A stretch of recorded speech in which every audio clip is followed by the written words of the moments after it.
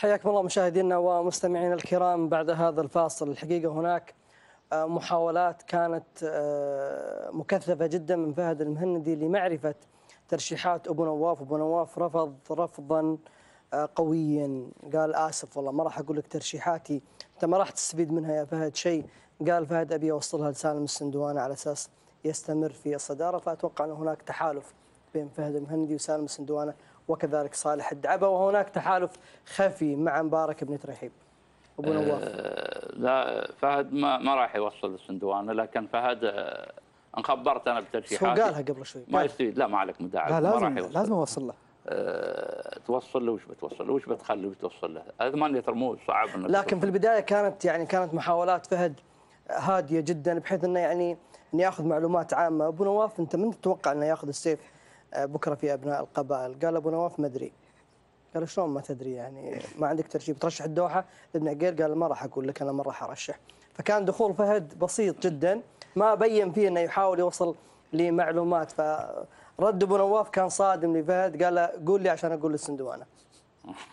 الوضع أبو نواف مثل هذه التوقعات الآن، وهناك تحدي والكل يرشح بنفسه، صعب الواحد أنه يعلن ترشيحه. لكن فهد كان هناك جراءة في إعلان 4 ترشيحات، وهذا طبعا كان خبر سعيد جدا لصالح الدعبة اللي على طول أعلن أن فهد المهندي أعلن ترشيحاته على الهواء مباشرة وسجل ووثق هذا الإعلان. نعم، فهد مثل ما تقول مغامر، ويكون ولا لا أكون، وأنا أيد بأنها محتاج إلى نقاط عديدة عشان يعوض.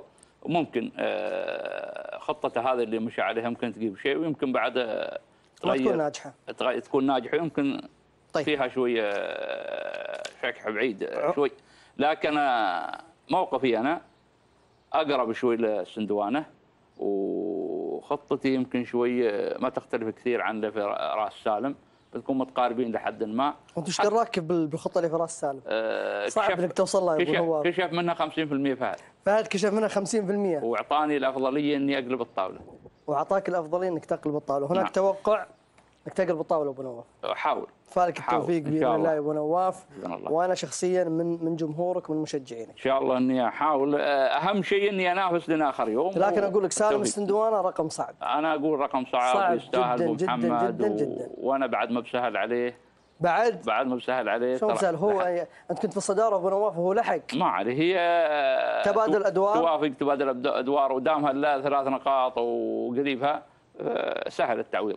لكن هو للامانه صعب وتوقعاته صايبه. الحين سهل ولا صعب؟ لا صعب. انت قلت قبل شوي سهل والحين تقول لي صعب. انا اقول هو صعب وانا ما بسهل عليه بعد. هو يحسب لي حساب. طيب. ايوه. فالك التوفيق ان شاء الله يا ابو نواف من خلال هذه المشاركه. وانا اتوقع من خلال تصريحات ان ابو نواف انه استبعد الجميع من المنافسه. لا وهو لا سالم فقط اللي في الصداره. لا ولا لا يا فهد؟ صحيح. بناء على كلامه. وانا بعد في تصريح حصري، ابو نواف اجل رحلته لعمان على اساس تخليص اجراءات السياره.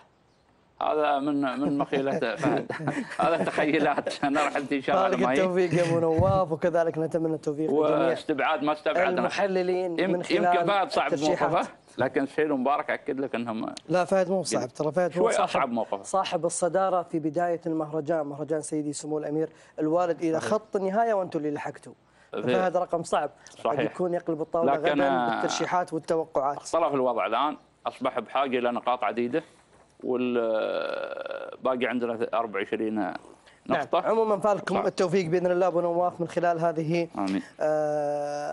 الترشيحات والتوقعات، وهي بناء تبنى هذه كلها على معطيات. والتوفيق باذن الله، او التوفيق من الله سبحانه وتعالى للجميع، سواء كان لسالم السندوانه ولا ابو نواف ولا ايضا اخواننا المشاركين في التوقعات والترشيحات. خلونا ننتقل إلى أشواط الفترة المسائية لهجن أصحاب السمو والسعادة الشيوخ. هناك 5 أشواط في الانتظار، أبرز وأهم هذه الأشواط هو شوط الحيل، ومن ثم يأتي شوط الزمول. شوط الحيل وقائمة بأسماء الهجن المشاركة في مسار هذا الشوط.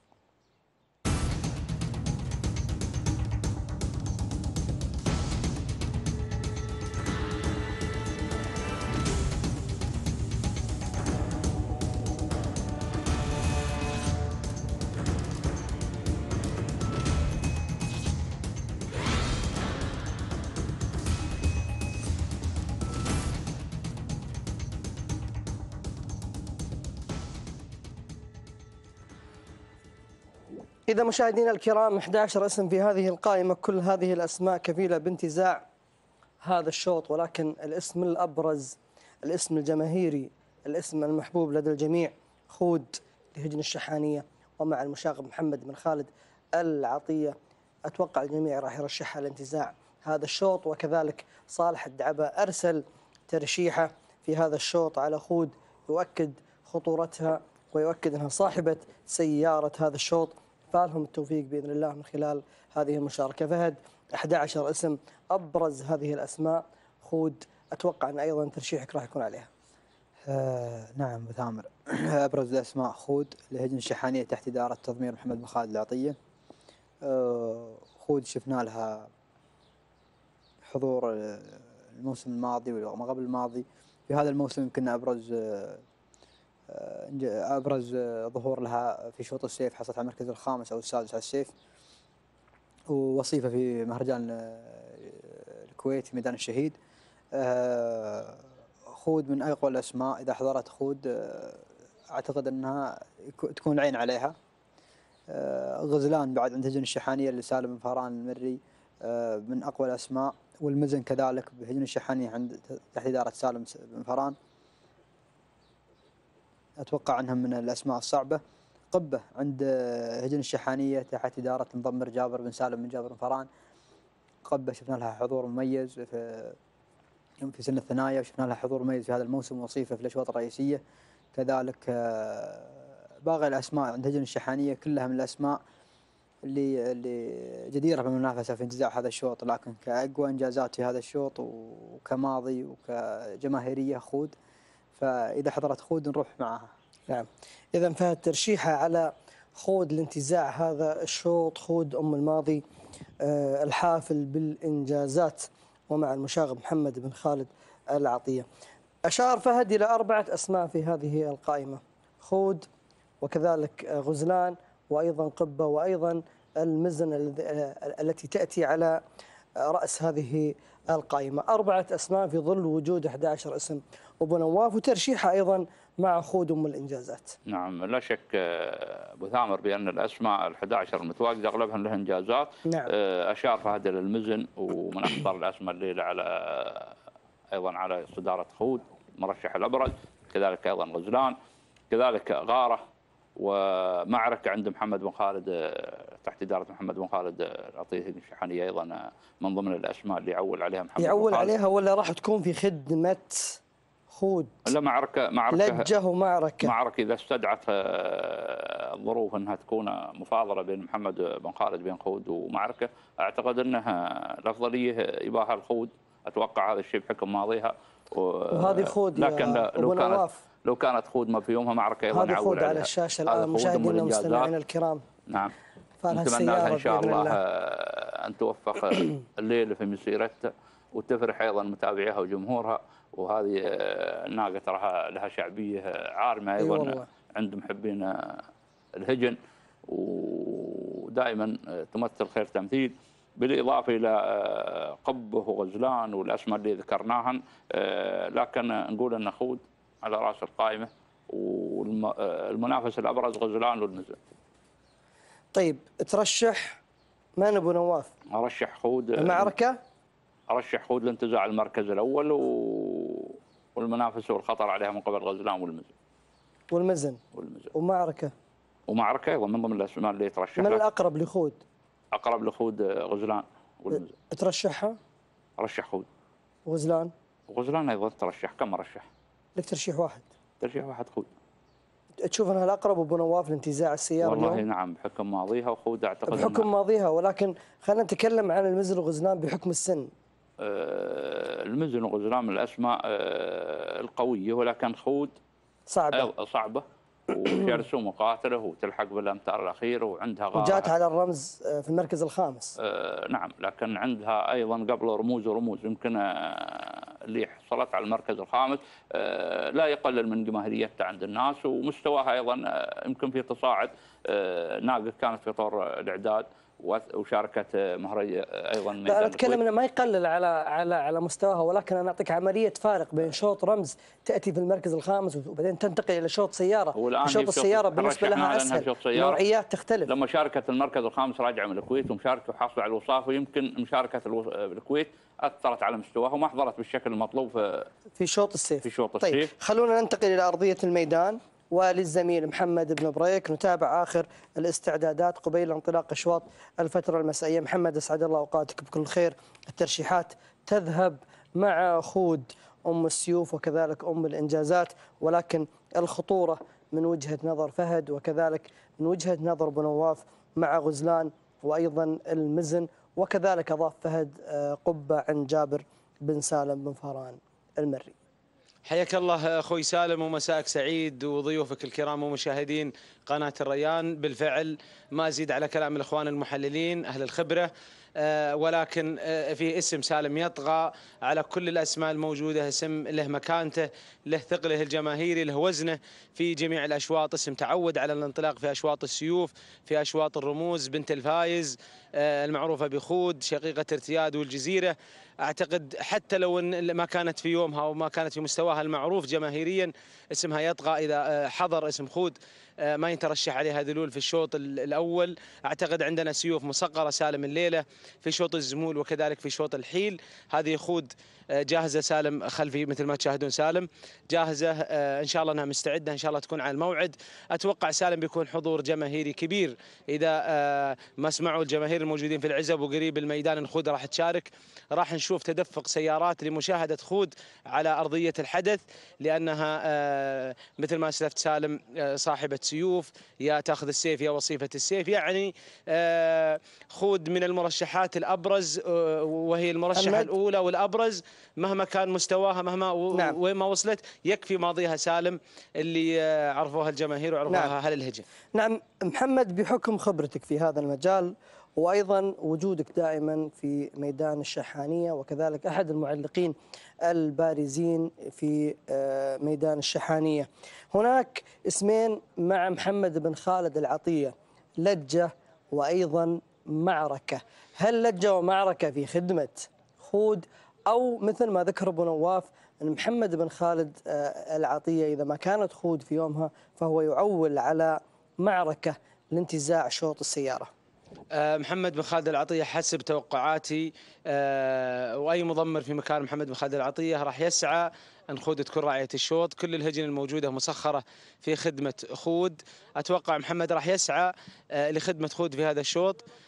كذلك هجن الشحانية أتوقع من وجهة نظر بسيطة ومتواضعة إذا كانت خود في المقدمة، يعني تعرف شوط سيارة ما راح ينضغط عليها لأن الهجن المشاركة أغلبها هجن الشحانية. خود راعية إنجازات، محبوبة الجماهير، راعية العوايد، فنتمنى لها ان شاء الله التوفيق. ولكل المشاركين المنافسه الليله سالم راح تكون حاضره من الانطلاق الى خط النهايه، الاجواء مهيئه جدا للمنافسه، ونتوقع خود حاضره اذا كانت على مستواها ما يترشح عليها مطيه، لكن مشاركتها الاخيره ما كانت في مستواها المعنوي. نعم محمد، نتوقع انه ما في احد راح يضغط على خود اذا وصلت تلال الصراع او خط النهايه والامتار الاخيره.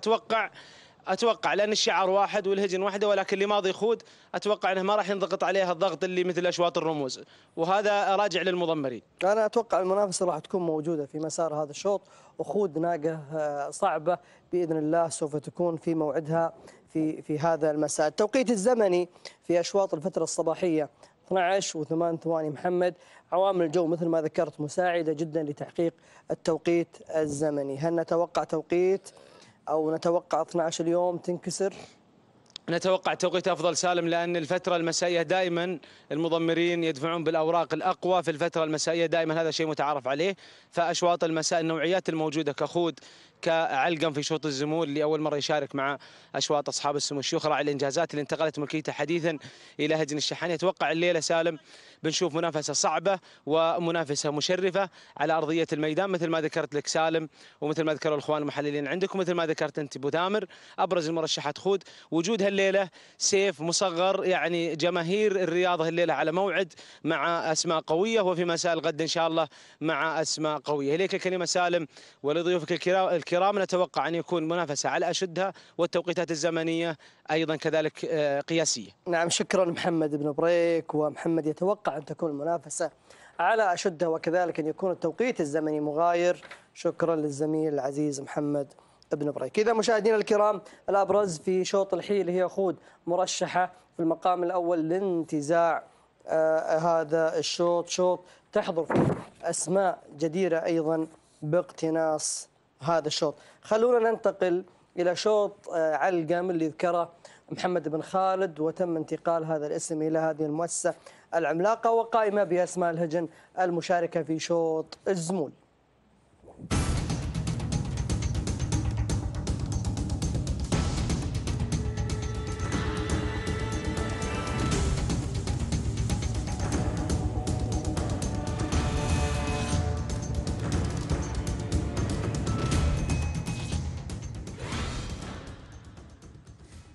إذا مشاهدينا الكرام 12 اسم في هذه القائمة.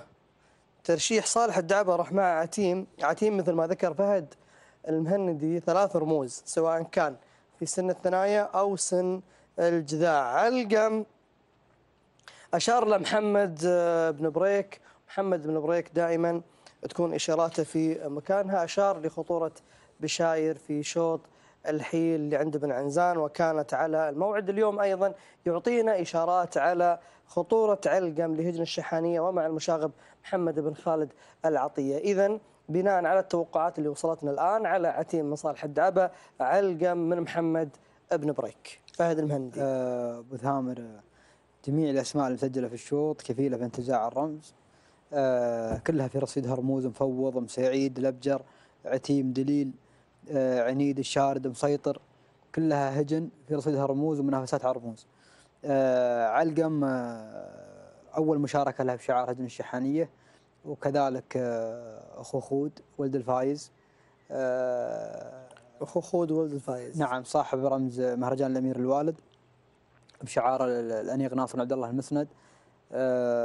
علقم من أخطر الأسماء، شفناه صاحب رمز الكويت مهرجان ميدان الشهيد، وشفنا حضوره في مهرجان الأمير الوالد، كذلك حضور مميز. علقم مسيرته حافلة بالرموز ووصافة الرموز، وينحدر من سلالة الفايز وأخو خود. ترشيحك مع فهد؟ مع علقم. مع علقم. أبو نواف ترشيح مع علقم. محمد بن بريك وفهد المهندي. صالح يروح مع عتيم. وأنا ترشيحي مع علقم. القعود هذا بعد بعيد، هذا سجل توقيت متميز في رمز مهرجان يحضرك التوقيت ابو نواف؟ اعتقد انها 12 دقيقة و31 ثانية. 31 ثانية تقريبا ممتاز. يعني في ال 30 ل 31 32 كان التوقيت الابرز، او ال 30. من الأخطر على علقم ابو نواف؟ يمكن مسعيد انجازاته. سابق في نفس هذا الشوط، اعتقد اخر مشاركة. سابق في نفس هذا الشوط في اخر مشاركة اذا الاخطر سعيد عند الذهبي سالم بن فران المري، ولكن ترشيح ابو ذيب ذيب غير موجود. عفوا، ترشيح ابو نواف وكذلك فهد المهندي مع علقم. ونعم ابو ذيب غير موجود، ولكن موجود ابو ذيب في قلوبنا. تحية ايضا لابو ذيب من خلال شاشة قناة الريان الفضائية، المحلل الفني والخبير في مجال سباقات الهجن، واللي في القائمة 51. الصدارة راحت عليك يا أبو ذيب، فالك التوفيق بإذن الله. أنت وصالح الدعبة اللي ب 43 نقطة. والآن صالح الدعبة أيضا يذهب مع عتيم، محمد بريك، فهد المهندي وكذلك أبو نواف يروحون مع علقم، ولكن صالح الدعبة أخذ مسار آخر مع عتيم 3 رموز مثل ما ذكر فهد المهندي في سن الثنايا وكذلك في سن الجذاع. أعتقد أن المركز الثاني في هذا الشوط حصل في آخر مشاركة بعد. طيب خلني أرجع للتوقيت الزمني للشوط المفتوح. الفترة الصباحية 12 و8، كم توقع أبو نواف؟ والله أتوقع 12 و5 يمكن كحد أقصى. 12 الله يعلم. و5 ثواني تقريبا كحد أقصى. يمكن، يعلم الله. ما أتوقع الشوط هذا يكون فيجر؟ ما أعتقد، يعلم الله. هذا التوقيت اللي بيحضر حوله قربه. أنا أتوقع ما ينكسر توقيت الصباح اليوم. ما ينكسر؟ لا.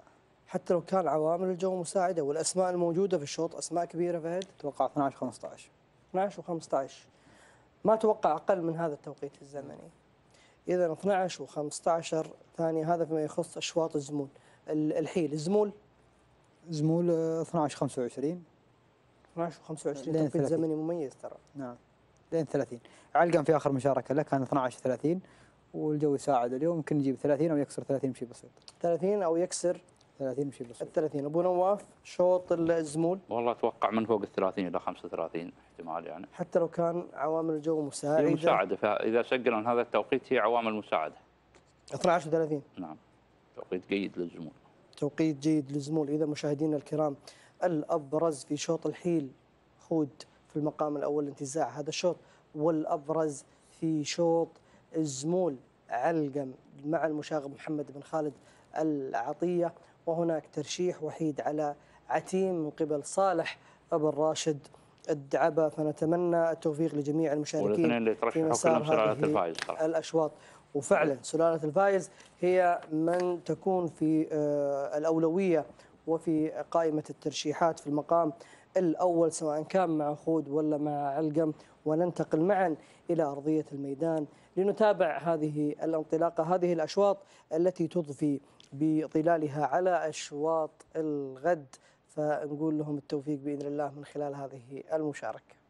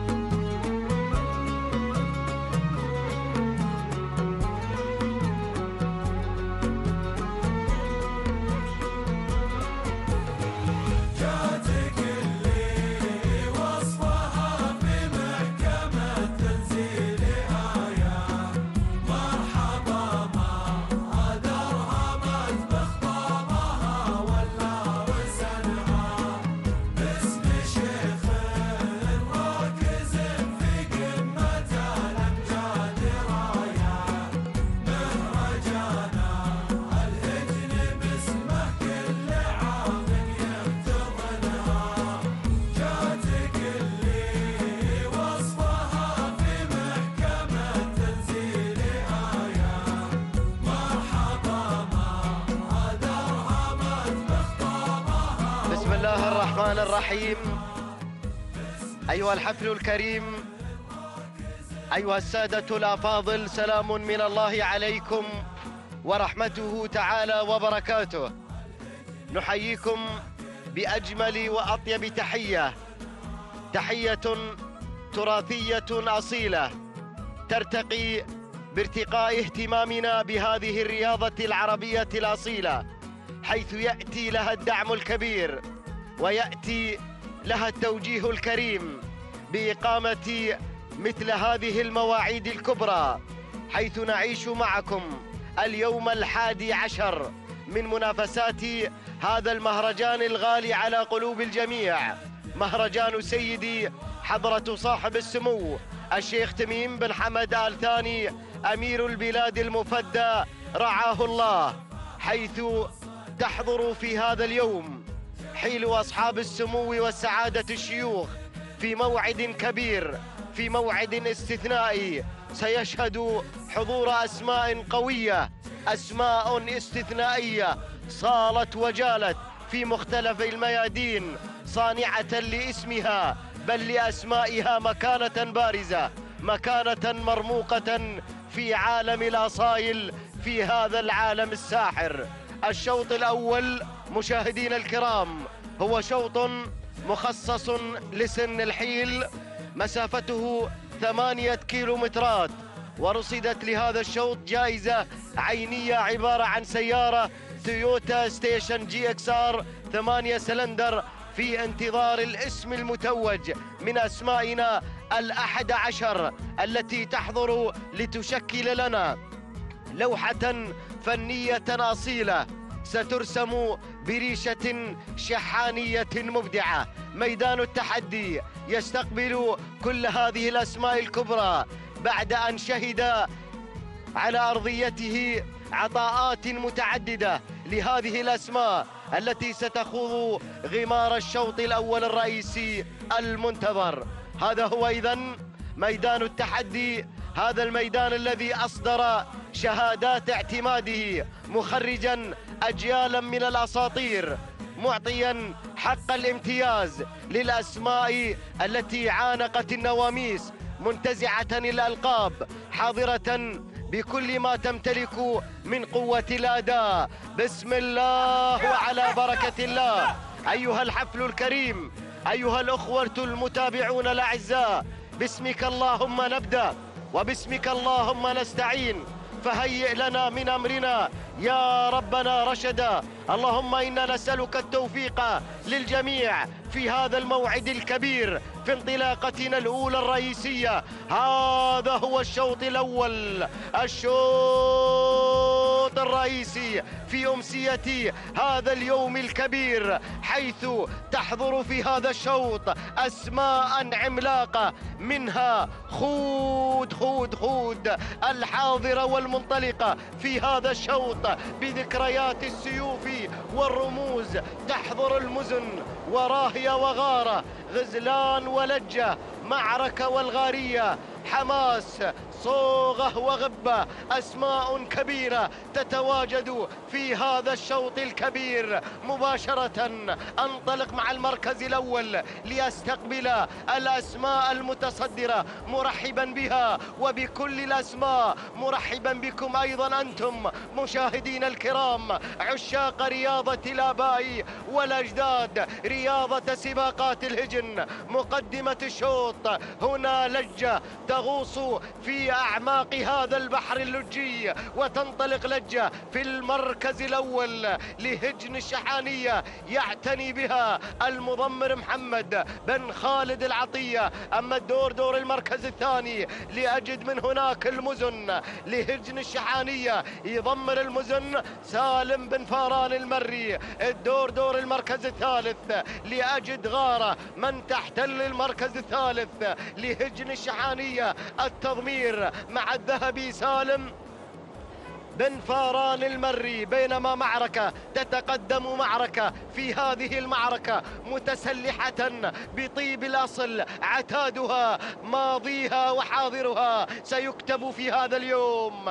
هذه إذن معركة لهجن الشحانية بقيادة محمد بن خالد العطية. أما المركز الخامس تتواجد فيه غزلان لهجن الشحانية، عملية التضمير مع الذهبي سالم بن فاران المري. هذه النتيجة للمراكز الخمسة الأولى المتقدمة، وأقول ما شاء الله وتبارك الله على هذه الأسماء الأصيلة، على هذه المنظومة، منظومة أصيلة تشكلت عبر السنين، شكلتها لنا وأسستها لنا منظومة هجن الشحانية. ما شاء الله، أصايل هنا تتنافس من أجل الانتصار، تتنافس فيما بينها منافسة شريفة قوية. الأمور حتى الآن ما زالت تسير لمصلحة لجة التي تحتل المركز الأول، وها هي لجة تغوص في أعماق الصدارة، تنطلق هنا في المركز الأول. هذه لجة لهجن الشحانية، يضمرها محمد بن خالد العطية، مشاغب المضمرين، مضمر يعتبر من أخطر المضمرين، ومصنف على أنه من الأفضل ومن الأكفى، ينافسه على الصدارة مضمر عملاق آخر، مضمر ذهبي، مضمر يعشق السيوف، وتصنيفه أيضا يحمل درجة الدكتوراه والامتياز مع مرتبة الشرف. الحديث عن سالم بن فاران المري. إذن نرحب أيضا بالمضمرين الحاضرين للمنافسة. عموما لجة في المركز الأول لهجن الشحانية، محمد العطية في التضمير. المركز الثاني أتابع المزن لهجن الشحانية، يقودها سالم بن فاران المري. المركز الثالث تتحرك غزلان أيضا لهجن الشحانية، الذهبي سالم بن فاران المري حاضرا في المتابعة. أما المركز الرابع تتقدم معركة، ومعركة من الأسماء الخطيرة، من الأسماء القوية. هذه معركة لهجن الشحانية، يضمر معركة المحارب محمد بن خالد العطية. أما المركز الخامس فهنا غارة لهجن الشحانية، يضمر غارة الذهبي سالم بن فاران المري. هذه أسماؤنا الخمسة الأولى المتقدمة، بينما غارة تقترب منها راهية اللي تسللت الآن بدورها وانتقلت أعتقد إلى المركز الخامس. وهناك أيضا أسماء منها الغارية وخود، وأيضا أسماء أخرى غبة وغيرها. عموما لجة هناك في المركز الأول، هناك مسوية في الصدارة صجة ولجة على المركز الأول. الله الله الله، لجة إذن في صدارة هذا الانطلاق من البداية، تواصل عزفها المنفرد، تعزف على الوتر الأول، وتر أسمع ترنيماته وأسمع نغمه الأصيل. هناك مع الصدارة بقيادة المشاغب محمد بن خالد العطية. المركز الثاني يا سلام، المزن أيضا هذا هو أسلوبها، هذا هو نهجها ومنهاجها في تقديمها للأداء القوي، منافسة وبجدارة على الصدارة. المزن لهجن الشحانية الذهبي سالم بن فاران المري وجها لوجه مع المشاغب من أجل انتزاع الناموس. المركز الثالث تقترب غزلان لهجن الشحانية، معركة في المركز الرابع. وخامسا أجد راهية التي تسللت على حساب غارة لتكون في المركز الخامس. راهية أول إذاعة لها لهجن الشحانية والتضمير مع سالم بن فاران المري. هذه المسافة تنتصف أمامنا مشاهدينا ومتابعينا الكرام، وهناك اسم أنتظره وتنتظره معي جماهير السباقات. خود التي الآن تحتل المركز الأول، الثاني، الثالث، الرابع، الخامس، السادس، السابع، الثامن، التاسع، العاشر. خود، هذه خود تتواجد الآن في المركز العاشر، ويسمحون لجماهير الركض بنذيع عليها حتى لو كانت في المركز العشرين. عندها حصانة دبلوماسية هذه الذلول. هذه خود التي تحتل المركز العاشر لهجن الشحانية، يضمر خود المشاغب محمد بن خالد العطية. عودة إلى الصدارة، عودة إلى المقدمة. هناك الأمور حتى الآن مع لجة التي تحتل المركز الأول لهجن الشحانية، التضمير مع محمد بن خالد العطية مشاغب المضمرين. غزلان بدورها تتسلل وتتقدم من المركز الرابع إلى المركز الثاني، بينما معركة تواصل أيضا تقدمها وتنتقل معركة إلى ثالث الصفوف.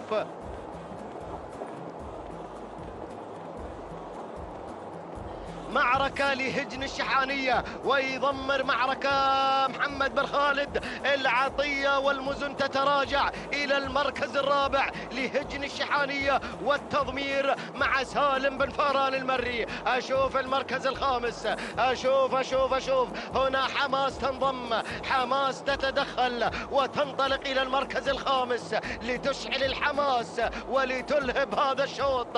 هذه حماس، انطلاقتها انطلاقة قوية، انطلاقة شرسة حماسية، اسمها حماس إذا لهجن الشحانية، يضمر حماس المضمر الحماسي الذهبي سالم بن فاران المري. هذه النتيجة، وحتى الآن ما زال محمد بن خالد العطية ينسج خيوط الصدارة من أجل قيادته إلى الانتصار. المقدمة الصدارة ما زالت مع لجة التي بدأت في هذا الشوط مسيطرة على أبرز معالم الصدارة. هنا تتشكل مع هذا الاسم ثلاثي الحروف، لجة.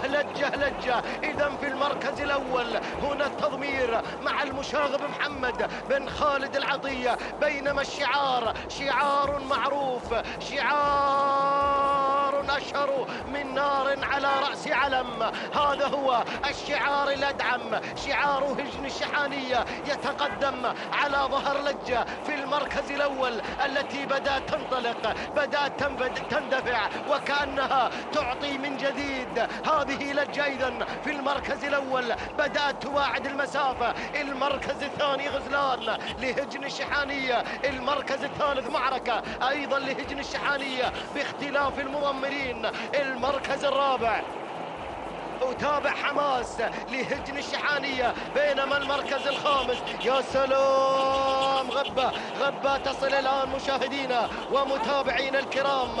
هذه إذن اللي في المركز الخامس حفلنا الكريم غبة، ولكن أعود إلى التسلل، أعود إلى من حققت سيفين في الرصيد وفي وصافة السيف 3 مرات. هذه خود تنطلق الآن إلى المركز الخامس ومنه إلى المركز الرابع، وكل الجماهير أعين العشاق تراقب هذا الانطلاق. هذه خود الآن بدأت تتسلل، بدأت تتقدم إلى المركز الرابع. الله الله الله، القلوب هنا بدأت تزداد خفقانا مع هذا التقدم. خود إلى المركز الرابع، ولكن المشاغب هناك مسيطرا على المركز الأول من خلال تقدم لجة التي بدأت المسيرة منتصرة مبدعة منطلقة في هذا المركز. خود الآن في المركز الرابع، ما شاء الله يا أرض احفظي ما عليك. هذه خود الآن تتسلل إلى المركز الثالث وتمر وتعبر إلى الكيلومتر الأخير. سلالة الفايز تنتمي إلى بيت دعائمه أعز وأطول. هذه خود في المركز الثالث، ولكن لجة ما زالت على المركز الأول، ما زالت منفردة، ما زالت منطلقة في مركز النفوذ. في المركز الأول خود على المركز الثاني لهجن الشحانية المضمر محمد بن خالد العطية. المركز الثالث هنا غزلان، وفي المركز الرابع تتقدم معركة، ولكن لجة ما زالت على المركز الأول. معركة تتقدم، المشاغب محمد بن خالد العطية يسيطر على أبرز مفاصل هذا الشوط.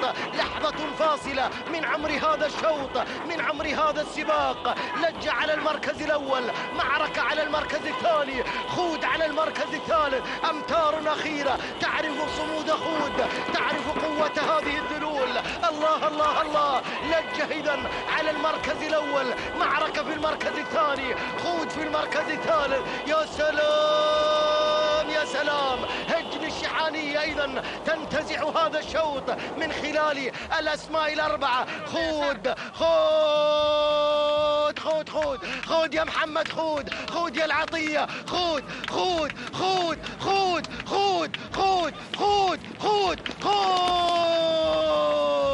الله الله الله الله، مشاهدينا ومتابعينا الكرام، إذا خود تنتزع المركز الأول لهجن الشحانية، وهي أمتار مثل ما ذكرت تعرف قوة هذه الذلول وتعرف اسمها جيدا. خود التي حققت سيفين في الرصيد وجاءت في مركز الوصافة في 3 مناسبات على السيوف. ها هي مشاهدينا ومتابعينا الكرام تنتزع نقطة ثمينة في مهرجان سيدي أمير البلاد المفدى يحفظه الله ويرعاه.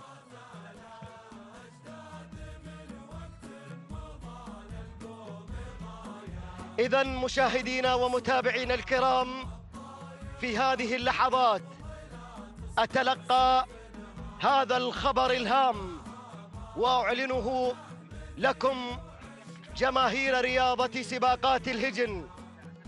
بعد أن تقلدت السيوف وحصدت النواميس وقدمت عروضا بالغة التشويق والأصالة، ها هي خود تخوض معنا آخر سباقاتها معلنة اعتزال هذه الرياضة التراثية العريقة.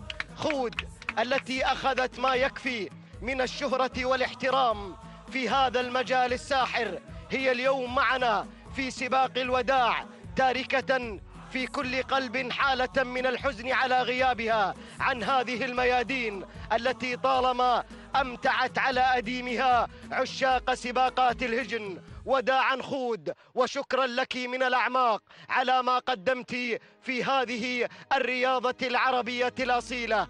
توقيتها الزمني 12 دقيقة 31 ثانية 44 جزءا من الثانية. وانقلي يا خود تحياتنا وأشواقنا إلى الجزيرة هناك في أم الزبار. إذن المركز الثاني جاءت فيه لجة وتوقيتها 12 دقيقة 31 ثانية 86 جزءا من الثانية. تهانينا لهجن الشحانية ولمضمر خود ولجة ومعركة محمد بن خالد العطية.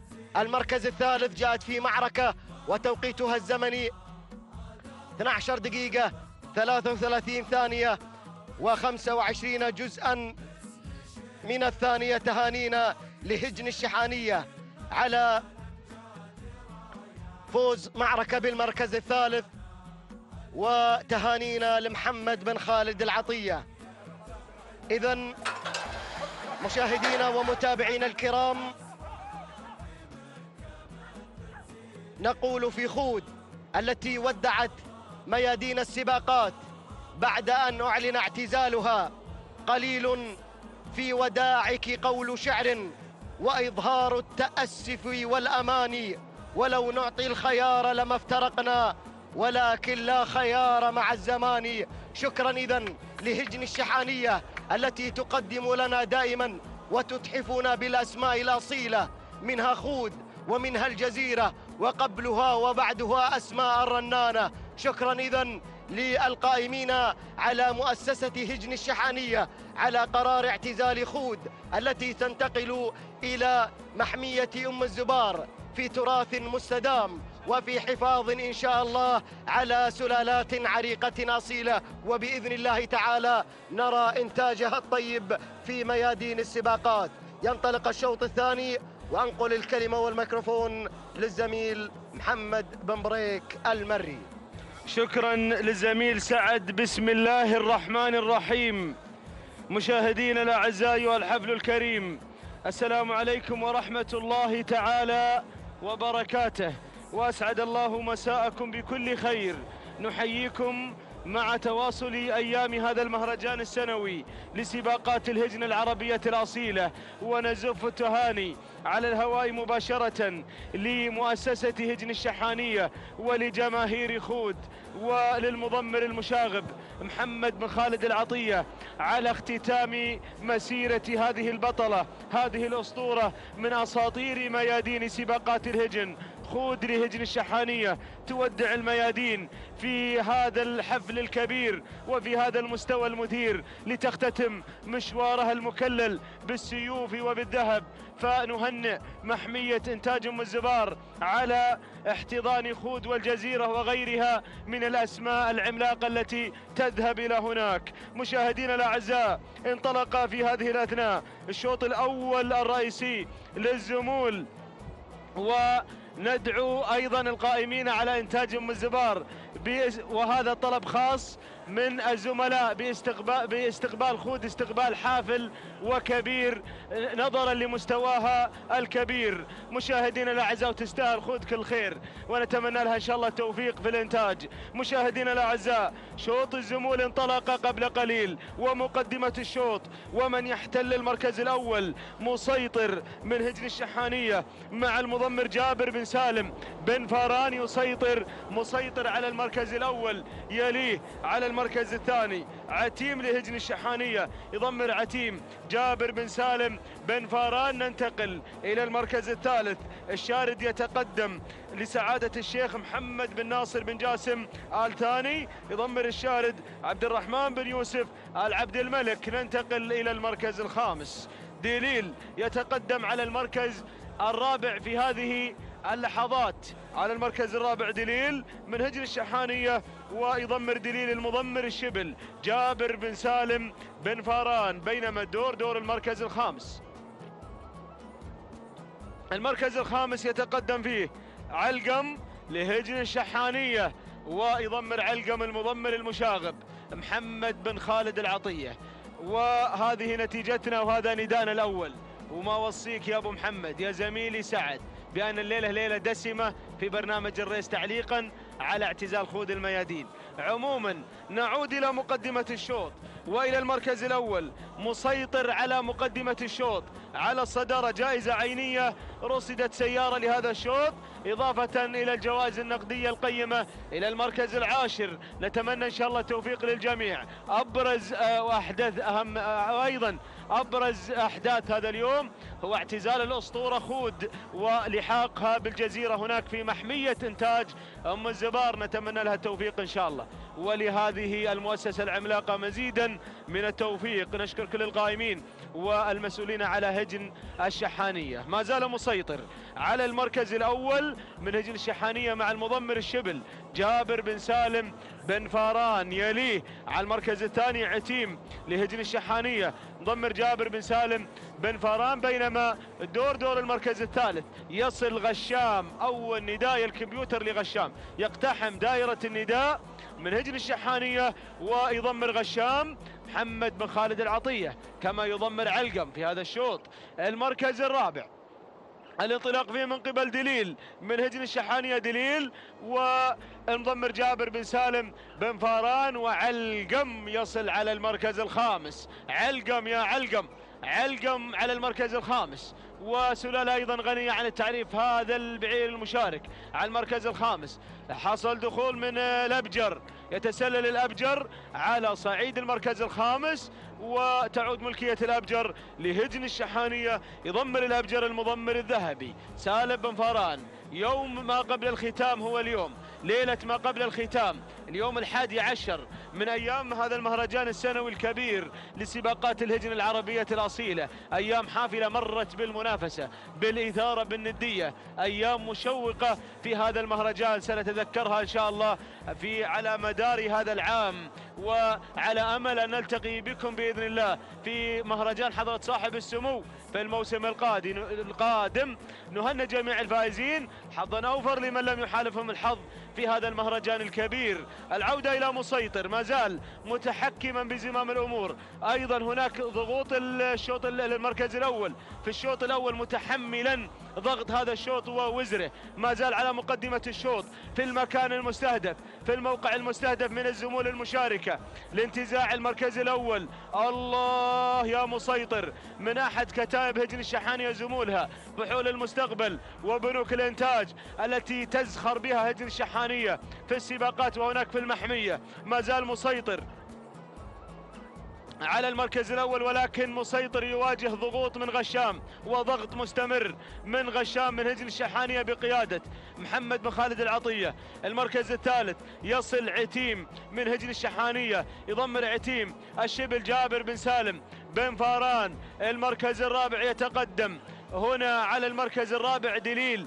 لهجن الشحانية، يضمر دليل المضمر الشبل جابر بن سالم بن فاران، بينما المركز الخامس ينطلق فيه الأبجر لهجن الشحانية مع المضمر الذهبي سالم بن فاران. يقدم الأبجر على المركز الخامس. هذه النتيجة أيها الأعزاء، أيها الحفل الكريم، نقترب من لوحة 3 كيلومترات عن خط النهاية،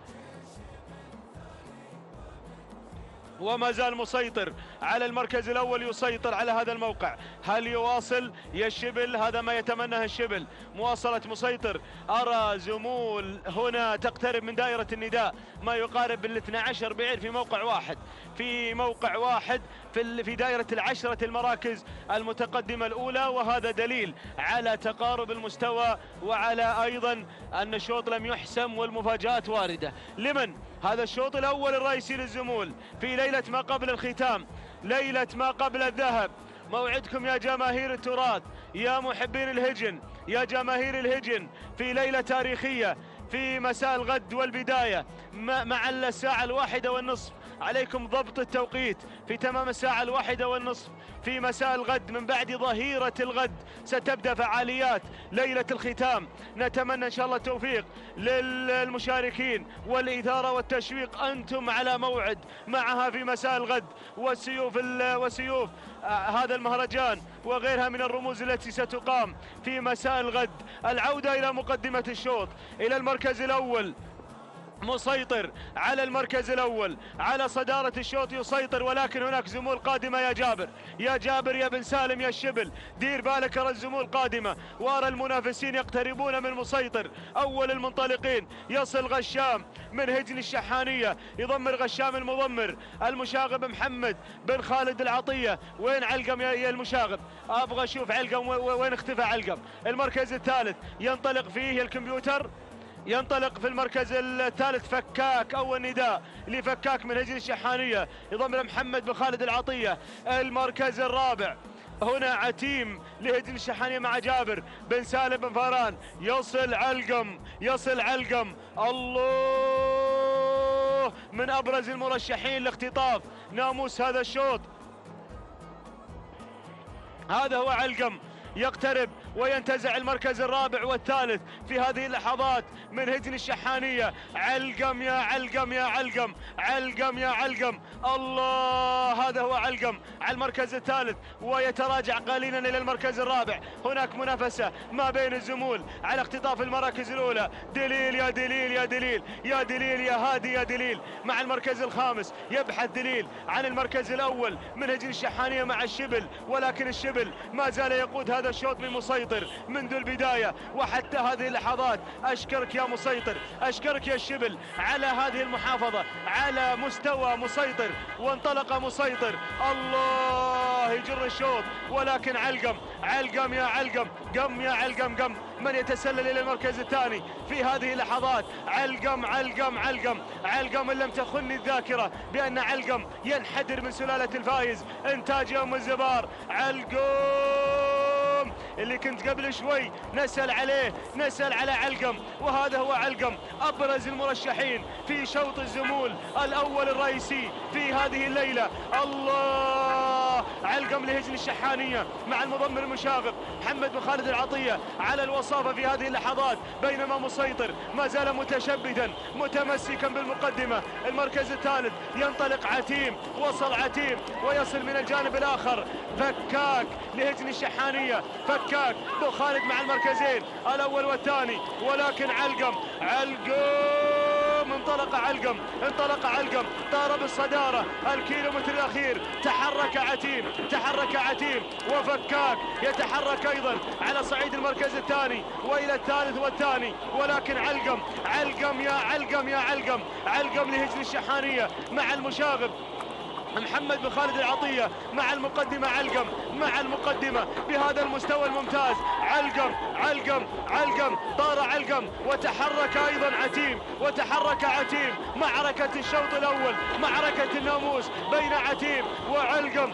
الله يا سلام، عتيم يتسلل، ينطلق عتيم، ولكن علقم يصمد رغم ضغوط عتيم. الشوط الأول الرئيسي للزمول ما بين عتيم وما بين علقم وعتيم وعلقم. اللحظات الحاسمة، علقم يصمد يختطف الشوط الأول الرئيسي. علقم إنتاج الفايز يتألق في هذا الشوط الأول الرئيسي، ومثل ما فعلت خوت هذا هو إنتاج الفايز. الهرش يفعل الأفاعيل. الله، ينتمي يا سعد إلى بيت دعائمه أعز وأطول. سلام يا الفايز، سلام يا إنتاج الفايز، سلام. علقم ينتزع هذا الشوط الأول الرئيسي. تهانينا والناموس لهجن الشحانية ولك يا المشاغب محمد بن خالد العطية. المركز الثاني عتيم لهجن الشحانية مع المضمر جابر بن سالم بن فاران. المركز الثالث غشام لهجن الشحانية مع محمد بن خالد العطية. المركز الرابع وصل فكاك لهجن الشحانية عند المشاغب أيضا في التضمير. المركز الخامس لبجر هو من احتل المركز الخامس من هجن الشحانية مع الذهبي سالم بن فاران. إذا الليلة يتميز إنتاج الفايز بهذا المستوى الممتاز من خلال فوز خود ومن خلال فوز أيضا علقم من اختطف شوط الزمول. تهانينا وناموس لكل الفائزين. نتوقع في الموسم القادم بأن نرى إقبال كبير كما هو الحال على الفائز. أهل الإنتاج ينتظرون الفائز هناك، نتمنى لهم جميعا التوفيق إن شاء الله.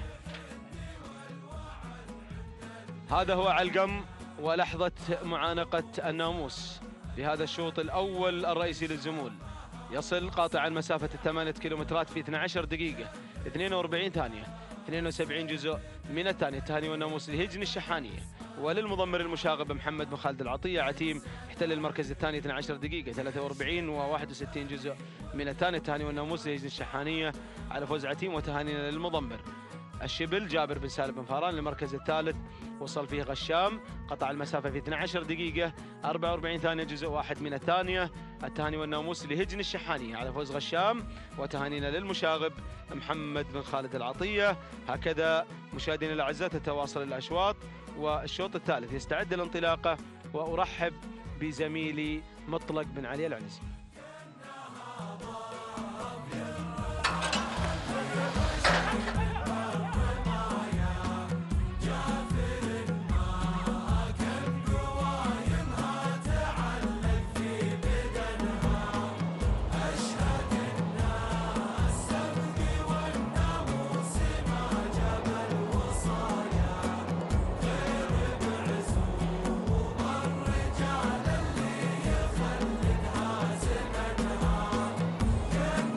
بسم الله الرحمن الرحيم.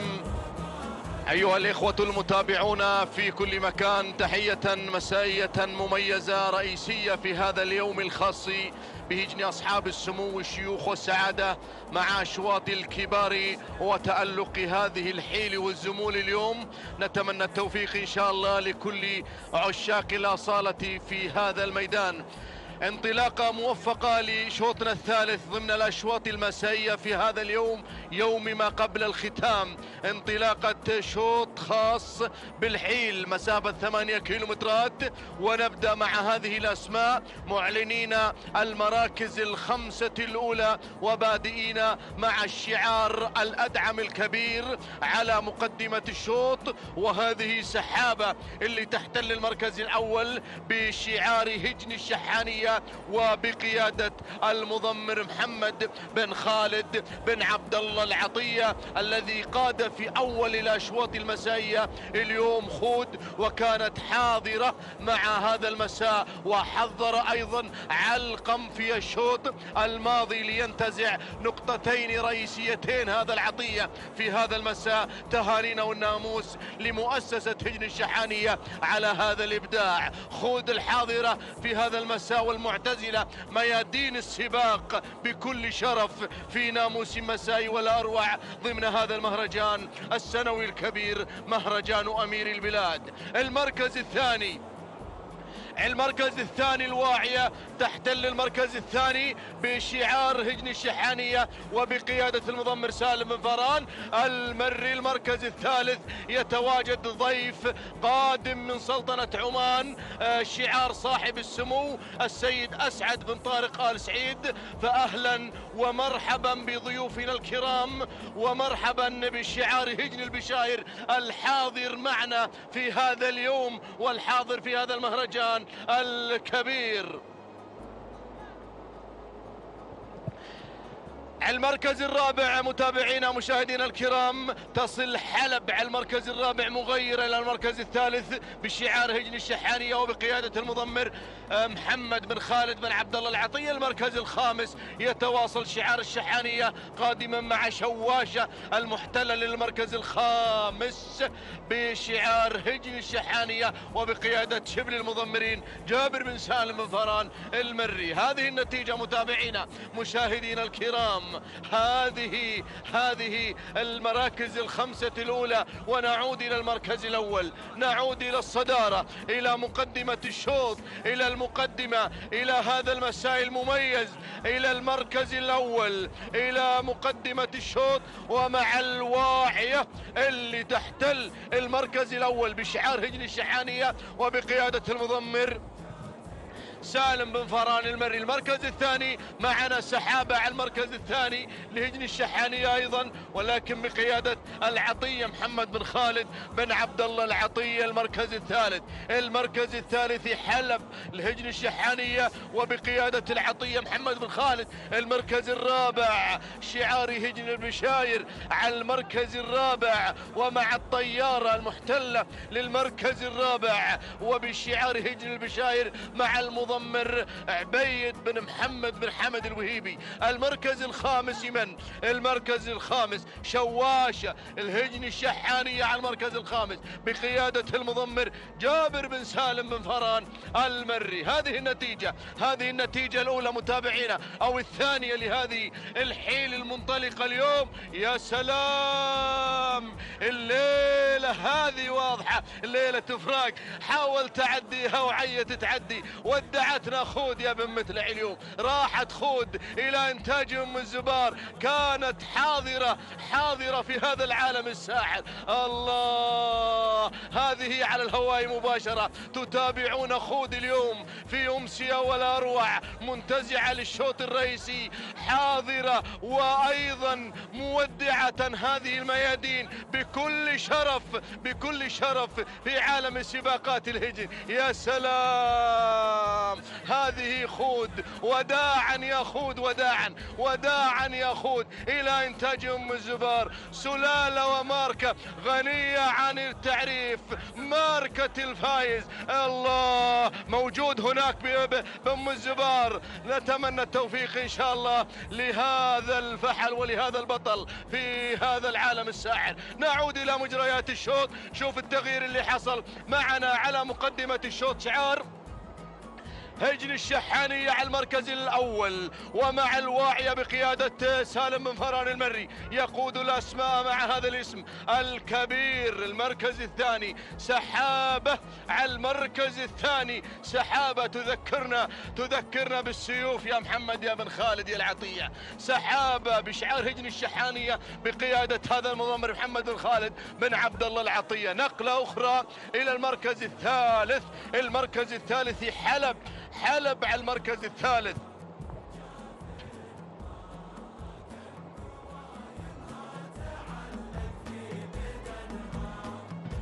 المركز الثالث متابعينا مشاهدينا الكرام حلب الهجن الشحانية بقيادة محمد بن خالد بن عبد الله العطية.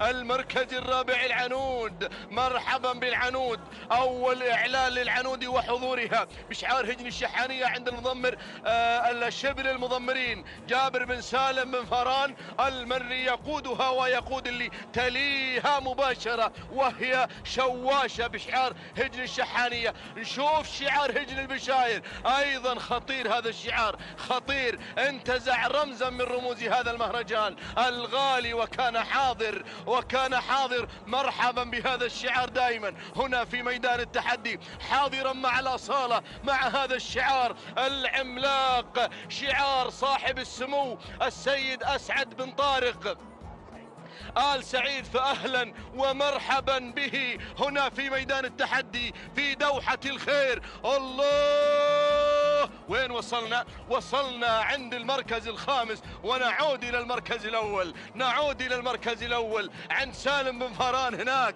عند سالم بن فران اللي يقود الأسماء مع هذا الاسم العملاق عند الواعية. والمركز الثاني شعار هجن الشحانية واسمها سحابة على المركز الثاني مع الشعار هجن الشحانية وبقيادة المضمر محمد بن خالد بن عبد الله العطية.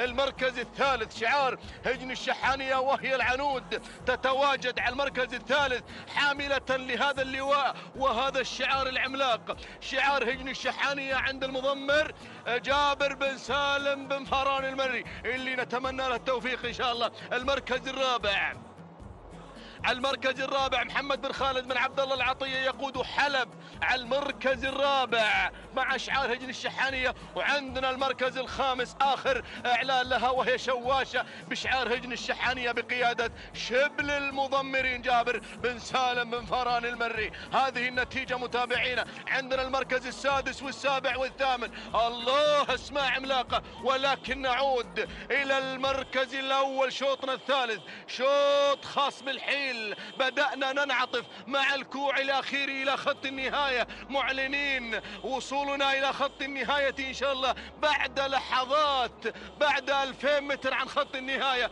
نصل إلى خط النهاية وإلى السيارة تويوتا ستيشن جيكس بانتظار أحد بطلات هذه الشعارات. الله، 2000 متر عن خط النهاية، 2 كيلومترات، ومعنا الواعية على المركز الأول حاملة للواء هجن الشحانية، منطلقة ومندفعة في مسار الناموس باحثة عن تحقيق ناموس آخر. ولكن المركز الثاني مع سحابة الهجن الشحانية والمضمر محمد بن خالد بن عبد الله العطية. ووصلت العنود على المركز الثالث مع شبل المضمرين. وجايكم الشبل يا سالم، جايكم شبل المضمرين مع المركز الثالث. واصلنكم يا محمد يا بن خالد يا العطية، واصل هذا الشبل مع العنود على المركز الثالث حاملة للواء هجن الشحانية. والمركز الرابع قمة، أول إعلان لقمة يا بن متلع، أول إعلان لقمة اللي تحتل المركز الرابع بشعار هجن الشحانية وبقيادة هنا سالم بن فران. المركز الخامس شواشة الهجن الشحانية ومع شبل المضمرين جابر بن سالم بن فران. الله، العنود واصلة العنود والواعية محتلة للمركز الأول، منطلقة ومندفعة إلى الناموس. لكن العنود واصلة لا محالة، العنود واصلة لا محالة وعلى مسؤوليتك يا بن متلع. الله، العنود منطلقة مع شبل المضمرين. ترشيح بن متلع عند لوحة 5 كيلومترات، رشح العنود وافصح بحضور العنود. لكن الموقف خطير يا بن متلع. الله، المركز الثاني قادمة، قمة إلى القمة قادمة إلى الناموس، إلى الانتصار، إلى الفوز في هذا الشوط. الله، مقاتلات هجن الشحانية في معركة من أجل الناموس، في معركة من أجل الانتصار. لكن الواعية راح الترشيح يا بن متلع. الله، أخلفت الظنون الواعية بشعار هجن الشحانية مع المضمر سالم بن فران، ومع قمة بشعار هجن الشحانية ومع المضمر نفسه سالم بن فران. يا الله، المركز الثالث بايع، المركز الثالث قادمة بشعار هجن الشحانية ومع محمد بن خالد العطية. ولكن قمة على قمة، وكل قمة يا قمة، كل قمة مع هذا الفوز، مع قمة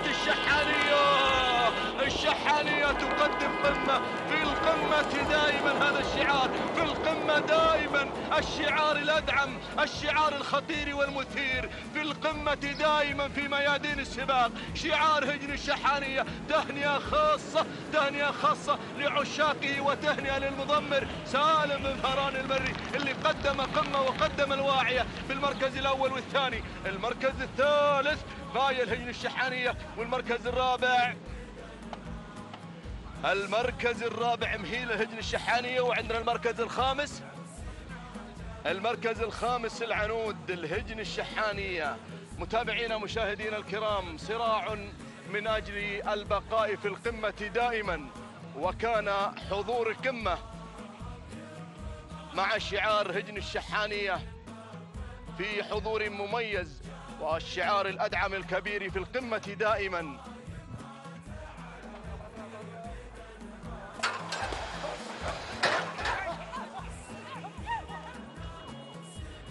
وهذه قمة متابعينا مشاهدينا الكرام المنتزعة والمحققة لناموس هذا الشوط.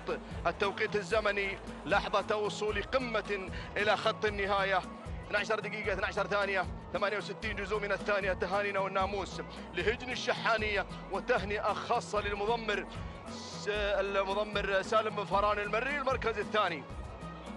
12 دقيقة 13 ثانية 74 جزء من الثانية. هذه الواعية الهجن الشحانية مع المضمر نفسه سالم بن فهران المري المركز الثالث. غاية الهجن الشحانية مع محمد بن خالد بن عبد الله العطية. التوقيت الزمني 12 دقيقة 14 ثانية 51 جزء من الثانية. تهانينا والناموس للجميع.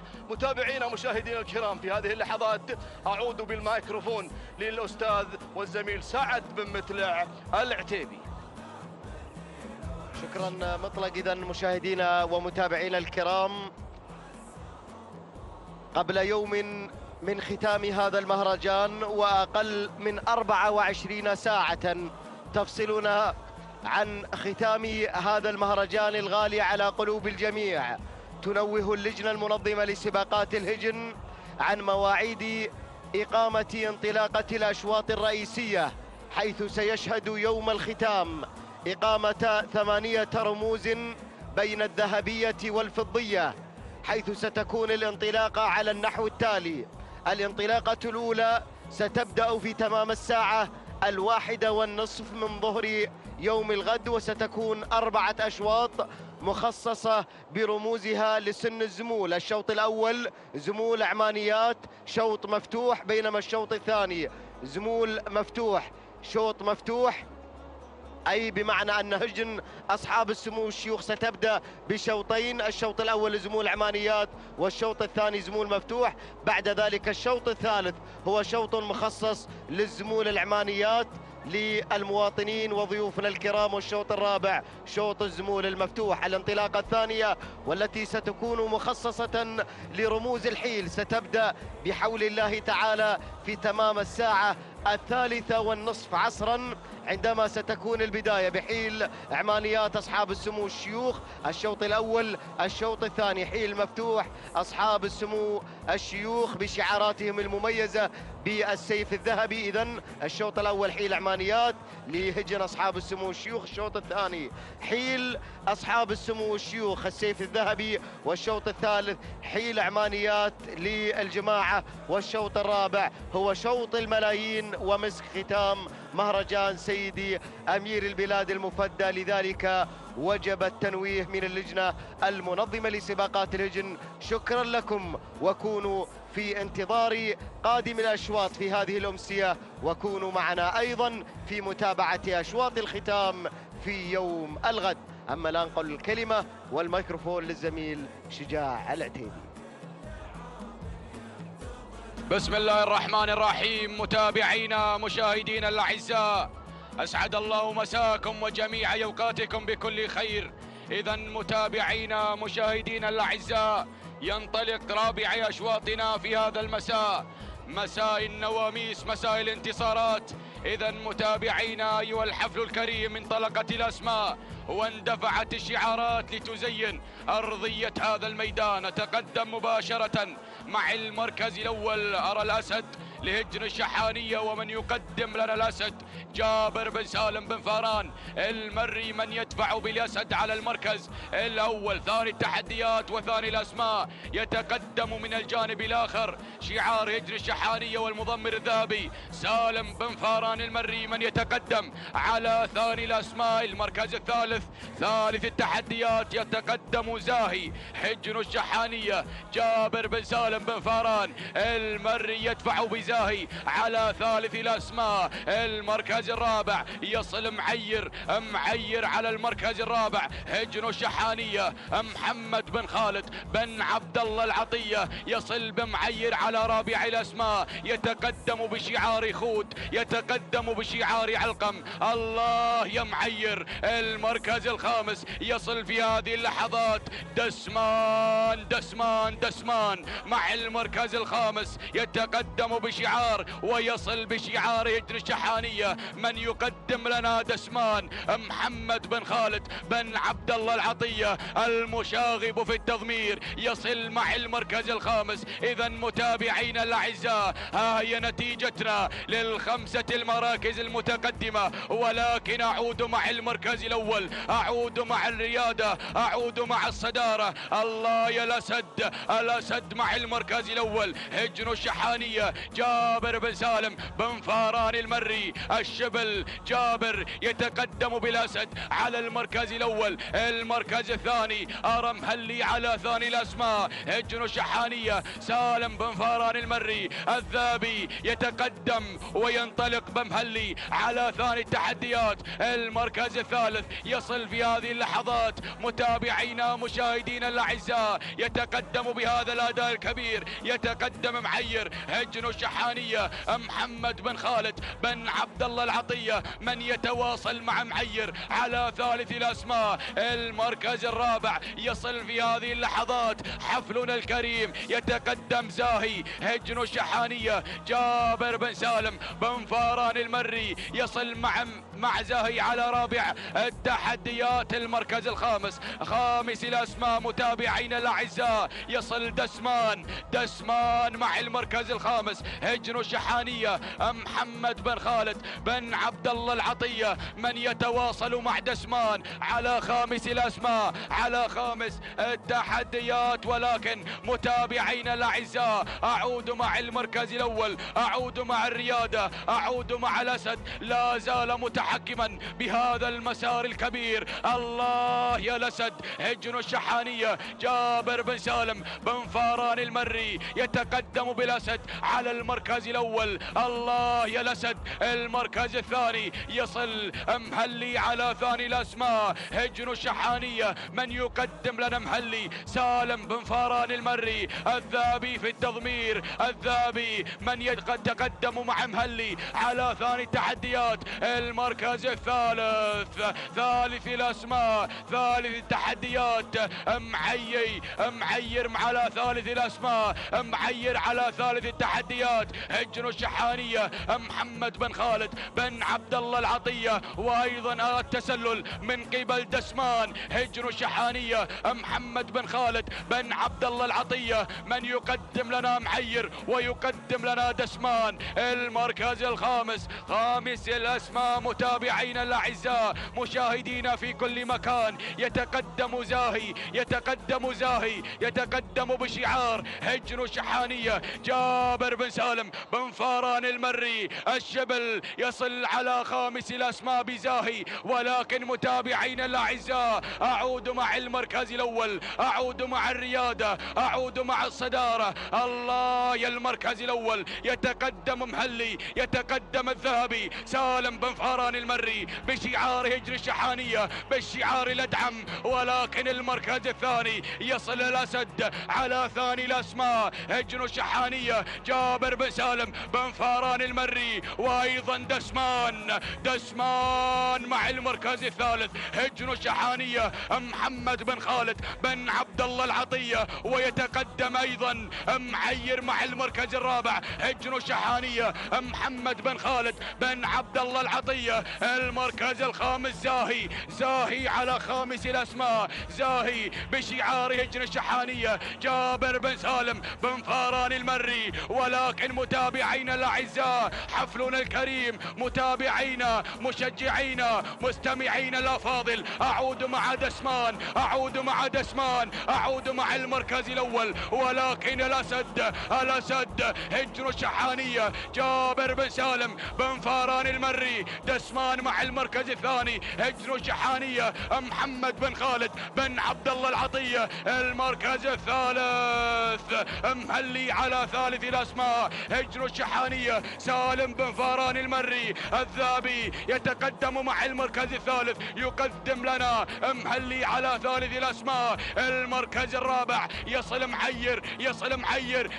معير هجن الشحانية المشاغب محمد بن خالد خالد بن عبد الله العطية. المركز الخامس زاهي على خامس الأسماء هجن الشحانية. الشبل جابر بن سالم بن فاران المري يتقدم مع زاهي على خامس الأسماء، ولكن أعود مع المركز الأول، أعود مع الريادة، أعود مع الأسد، أعود مع الأسد. الله يا الأسد. هجن الشحانية، هجن الشحانية. الشبل جابر بن سالم بن فاران المري، ولكن القادم امهلي امهلي امهلي. هجن الشحانية سالم بن فاران المري، ويصل دسمان، يتقدم دسمان، يتقدم المشاغب محمد بن خالد بن عبد الله العطية. معير ودسمان، معير ودسمان. الله الله الله الله. المركز الخامس زاهي، يتقدم زاهي، يصل زاهي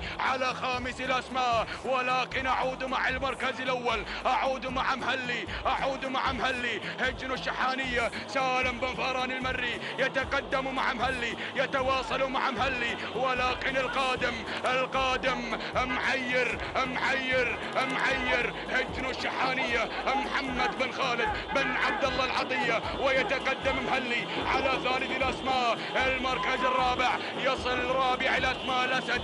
الكيلو الأخير، الكيلو المثير، الكيلو الخطير.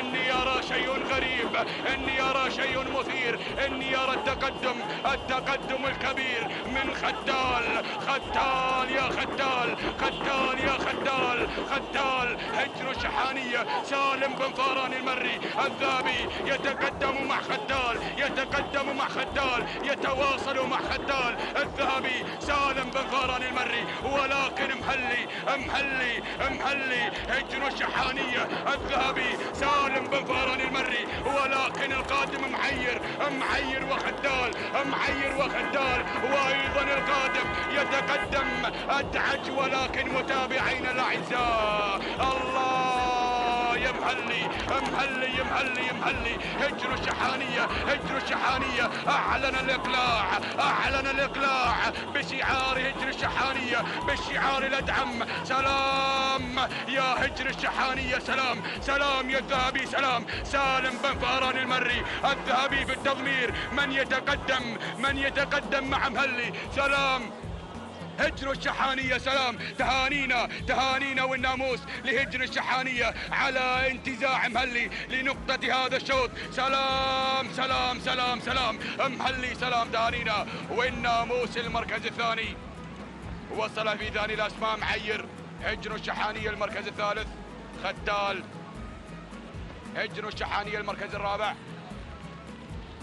أدعج. هجن الشحانية المركز الخامس دسمان. هجن الشحانية. إذا متابعينا مشاهدينا مستمعينا الأفاضل، شاهدنا مهلي بهذه السرعة الكبيرة، بهذا الأداء المثير، بهذا التميز في هذا المساء، وانتزاعه لنقطة هذا الشوط بشعار هجن الشحانية.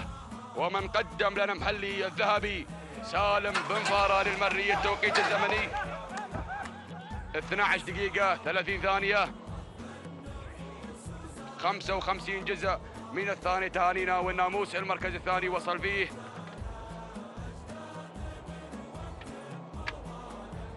ثاني الأسماء، وصل معير هجن الشحانية محمد بن خالد بن عبد الله العطية. 12 دقيقة 35 ثانية 94 جزء من الثانية. تهانينا والناموس المركز الثالث.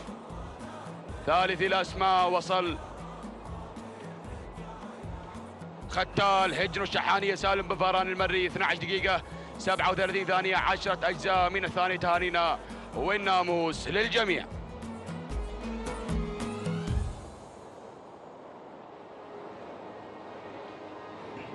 بسم الله الرحمن الرحيم. بسم الله نبدأ وبه نستعين، ومنه دوما نطلب التوفيق والسداد والنجاح. مشاهدينا الكرام متابعينا في كل مكان، أسعد الله مساءكم بكل خير وبركة. نرحب بكم في هذه الانطلاقات المسائية من هنا من أرضية ميدان الشحانية. مشاهدينا الكرام في هذه الأمسية الرياضية التراثية في منافسات سن الكبار، في انطلاقات هذه الأشواط المفتوحة وشعارات أصحاب السمو والشيوخ والسعادة. على بركة الله مشاهدينا الكرام، ينطلق خامس أشواطنا في هذا المساء، شوط خاص بالحيل نتابع من خلال انطلاقات هذه الأسماء ومنافساتها من خلال 8 كيلومترات ومنافسات الكبار. ويوم ما قبل الختام نبدأ بالبداية ونتابع الصدارة. المغيرة من تنطلق في أول المراكز على البداية والصدارة لهجن الشحانية، يتابع المغيرة في التضمير جابر بن سالم بن فهران، بينما أتابع التقدم في هذه اللحظات وصول المشاهدين الكرام من تتقدم مع ثاني المراكز وتتواجد لهجن الشحانية بمتابعة وتضمير الذهبي. سالم بن فهران المري يقدم لنا أيضا الأسماء ويتقدم مع ثاني المراكز مع هذا التواجد، بينما أتابع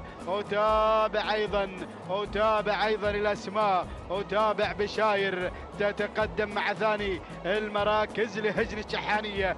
ثالث الأسماء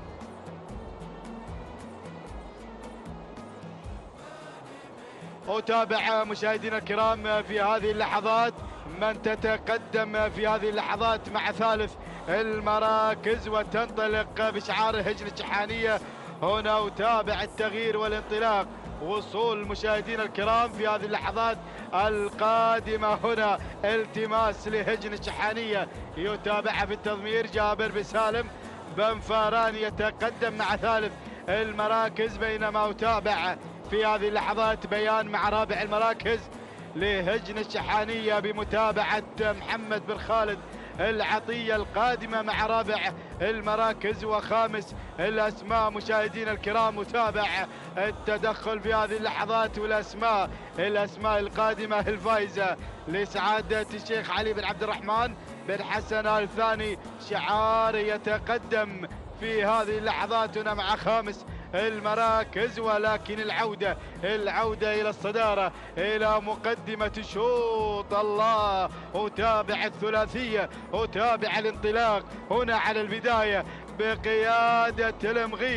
المغيرة على البداية والصدارة مشاهدين الكرام لهجن الشحانية. تنطلق في أول المراكز المغيرة بمتابعة الشبل جابر بن سالم بن فهران، بينما أتابع التماس القادمة مع ثاني المراكز لهجن الشحانية ويتابعها في التضمير جابر بن سالم بن فهران. ولكن التقدم في هذه اللحظات وصلت بشاير لهجن الشحانية القادمة مع ثالث المراكز ويتابعها في التضمير الذهبي سالم بن فهران المري، بينما أتابع التقدم في هذه اللحظات وصول من بيان تتقدم أيضا بيان لهجن الشحانية ويتابع بيان في التضمير محمد بن خالد العطية، بينما أتابع خامس الأسماء. أتابع التقدم وصول من العنود والأسماء القادمة. هنا أتابع كحيلة أيضا غيرت وانطلقت مشاهدينا الكرام لهجن الشحانية ويتابعها محمد بن خالد العطية. هكذا الأسماء مشاهدينا الكرام، ولكن العودة إلى البداية في شوط الختام في انطلاقات الكبار في تحديات هذه الأسماء. أعود مع التماس، أعود مع المغيرة والتماس هناك على الصدارة. ثنائية مشاهدينا الكرام في هذا التحدي، ثنائية الشحانية بقيادة الشبل هنا على الصدارة. التماس تلتمس أيضا هذا الناموس، تنطلق بالبداية والصدارة لهجن الشحانية بمتابعة جابر بن سالم بن فهران، بينما أتابع من الجانب الآخر المغيرة لهجن الشحانية القادمة مع ثاني المراكز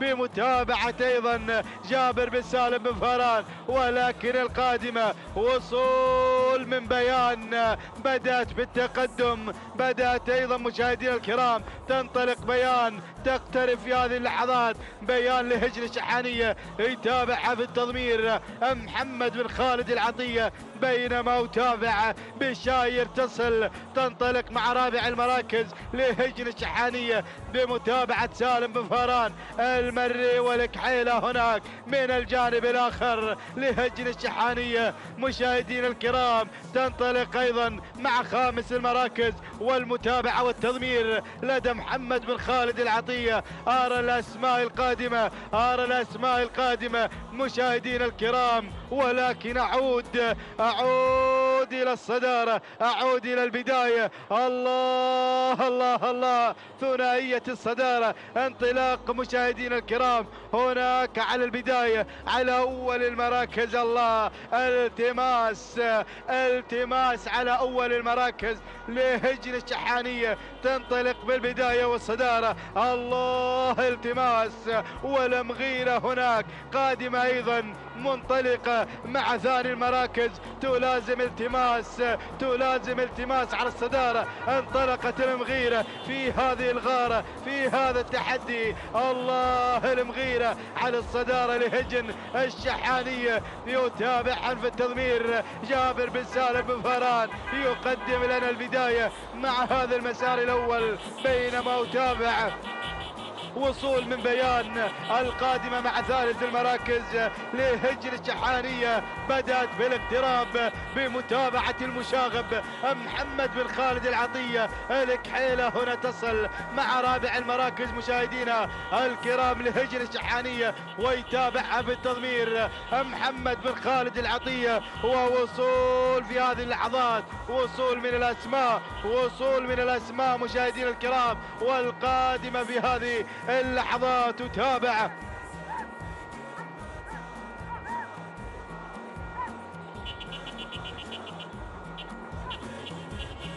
إذا مشاهدين الكرام أتابع التقدم في هذه اللحظات. الله الله الله، هنا الوصول من شعار هجن الشحانية مشاهدين الكرام. أتابع في هذه اللحظات هناك القادمة من الجانب الآخر.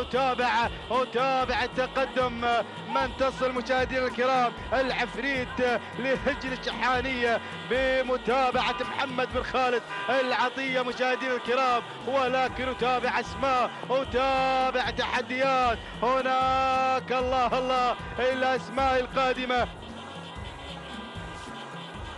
أتابع التقدم وهجن البشاير القادمة في هذه اللحظات مشاهدين الكرام. ترحيبنا دائما بضيوف، كما نرحب بالشيخ سعيد بن سعود الغفيلي رئيس الاتحاد العماني للهجن، من يحضر معنا في هذا المساء لمتابعة هذه الأشواط. ترحيبنا دائما بالضيوف القادمين، بالأشقاء المتواجدين. ولكن نتابع مجريات هذا الشوط. نعود بالبداية، التماس مشاهدين الكرام، تنطلق بالبداية والصدارة مشاهدين الكرام لهجن الشحانية. الله الله، التماس على البداية لهجن الشحانية بقيادة الشبل جابر بن سالم بن فاران. يتابع هذا التقدم، يتابع هذا الانطلاق. ولكن بيان الله، بدأت بالاقتراب لهجن الشحانية مشاهدين الكرام بمتابعة المشاغب محمد بن خالد العطية. يقدم بيان مع ثاني المراكز، وصول من الغويرية، وصلت في هذه اللحظات لهجن الشحانية، وصلت الكحيلة لهجن الشحانية. بدأ الهجوم والعفريت قادمة لهجن الشحانية. الله الله، بدأنا بالاقتراب مشاهدين الكرام، وما زالت التماس مع الصدارة، مع البداية مع الكيلو الأخير. الله يا الشبل يتابع هذه الانطلاقة، يتابع تقدم، التماس هنا على الصدارة، التماس بهذا الشعار الأدعم المدعم بهذه السبق، يقدم لنا انطلاقاته المميزة على البداية والصدارة. ولكن دير بالك بيان قادمة خطيرة في هذه اللحظات، في هذه الاستراحة هنا مع ثاني المراكز لهجن الشحانية بمتابعة محمد بن خالد العطية، ووصول من الغويرية لهجن الشحانية. مشاهدينا الكرام ثلاثية مميزة، وهناك الكحيلة بدأت بالاقتراب لهجن الشحانية. الله الله، ولكن الأمور هناك مع الصدارة مع البداية، التماس مع الصدارة مع أول المراكز. الله الله، بيان قادمة، بيان في هذه اللحظات القادمة مع ثاني المراكز في شوط الختام. الله، التماس على الصدارة هنا مشاهدينا الكرام لهجن الشحانية بهذا الشعار الأدعم، شعار هجن الشحانية، ينطلق بالصدارة. ومشكور يا الشبل من قدم لنا الالتماس في هذا الشوط. تهانينا والناموس لهجن الشحانية، والثانية للشبل جابر بن سالم بن فاران ثاني المراكز. وصلت بيان لهجن الشحانية ثالث المراكز. كان الوصول مشاهدينا الكرام من الكحيلة لهجن الشحانية رابع المراكز. وصلت الغويرية لهجن الشحانية، وخامسا كان الوصول من المغيرة لهجن الشحانية. هكذا كانت النتيجة مشاهدينا الكرام متابعينها في كل مكان مع أشواط هذا المساء وختامها.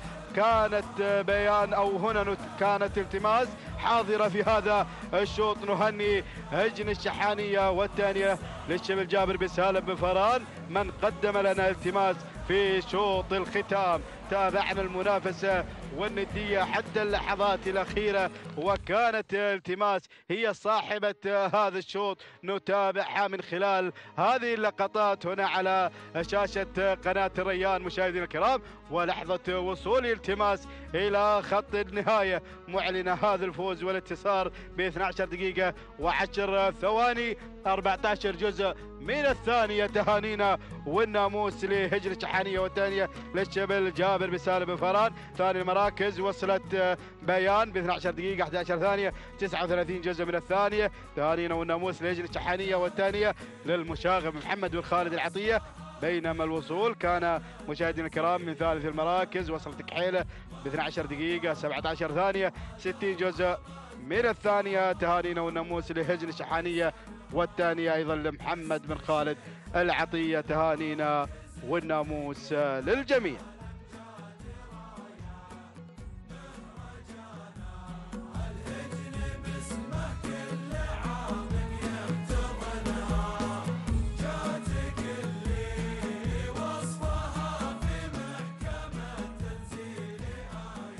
حياكم الله مشاهدينا ومستمعينا الكرام. بعد أن تابعنا انطلاقة